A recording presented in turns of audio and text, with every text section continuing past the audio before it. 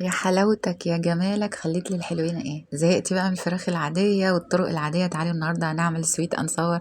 الفراخ اللي مجننة الناس كلها بلونها اللي بيلمع وطعمها اللي يجنن، طريقة سهلة جدا وبسيطة بمكونات بسيطة. نقول بسم الله الرحمن الرحيم. ازيكم يا حبايبي غاليين، عاملين ايه؟ يا رب تكونوا بخير. دول 2 كيلو دبابيس، اهم حاجة يكونوا صغيرين، ما تجيبيهاش كبيرة زي ما انا جبتها كده. ونعمل فيها كده بالسكينة من كل الاتجاهات علشان نخرم. بعد كده كوباية دقيق، بيضتين، معلقة كبيرة بهارات فراخ، نص معلقة كبيرة بابريكا، توم باودر، بصل باودر، ملح. ايه تاني؟ ايه تاني يا بنات؟ مكعب مرقة، ونص معلقة كبيرة كركم. ونقلب كل ده كويس جدا مع بعض. بعد كده نجيب بقى دقيق او بقسماط او فيجيتار او اي حاجة عندك، وهنعفرها كده من كل الاتجاهات زي ما انتوا شايفين كويس جدا. خلاص. بصوا، عايزه اقول لكم طعمها حلو قوي، تستاهل التجربه بجد، انا شفتها على قناه اجنبيه عجبتني جدا. نجيب بقى زيت غزير وننزل فيها بالفراخ في الزيت.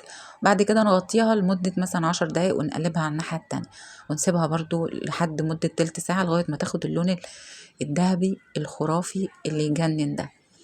وانتوا هتلاحظوا، هتعرفوا زي ان هي استوت، هتسيب العظم من تحت كده زي كده.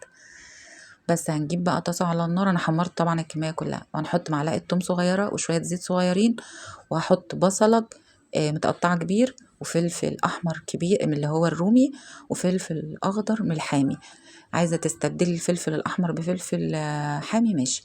حطيت معلقتين كبار صويا صوص او دبس الرمان، حطيت معلقة كبيرة صلصة، وحطيت تشيلي صوص اللي هو الياباني. وهنا وحطيت ايه كمان، وحطيت هنا معلقتين نشا، وحطيت عليهم كوباية مية وقلبتهم كويس. هنا حطيت بابريكا، وحطيت ملح فقط لا غير، وحطيت معلقة عسل نحل، هي اللي هتديني اللمعة اللي في الفراخ دي، مهمة جدا. وممكن عسل اسود، وممكن بدل الصلصة كاتشب، وممكن بدل الصويا صوص دبس الرمان، يعني مشي نفسك باللي عندك. شايفين يا جماعة الجمال والحلاوة؟ هي بتتكلم عن نفسها بصراحة، حاجة كده يا جماعة، تحفة التحفة. جميلة جدا جدا، الأطفال هيحبوها والكبار هيحبوها.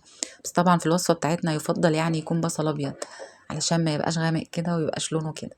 طعمها حلو جدا جدا، جربوها.